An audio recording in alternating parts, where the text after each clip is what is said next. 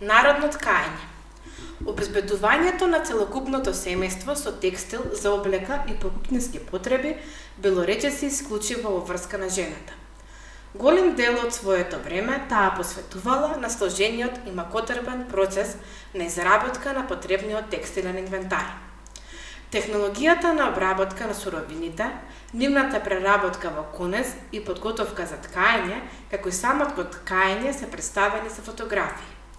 Алатките и помагалата со кои се изведува овој процес се групирани според редоследот на работа и тоа: трлици за триење коноп и лен, ножици за стрижење на овците, стивало за растресување на волната и конопот, вител за вадење семе од памукот, гребени за влачење волна и коноп, фурки за пределње волна, коноп, лен и памук, вретена, мотовила, чокани за плетење гајтани.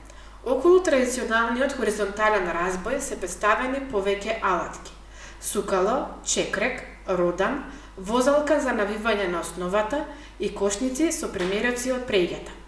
На зидовите се закачени килими кои потекнуваат од крајот на 19-тиот и првата половина на 20-тиот век.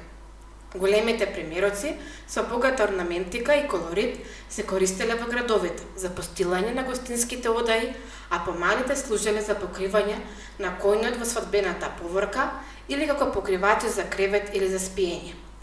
Валаните, покривачи и постилачи за спиење од волна и козина, се карактеристични за власите во Македонија, но ги користело и останатото население.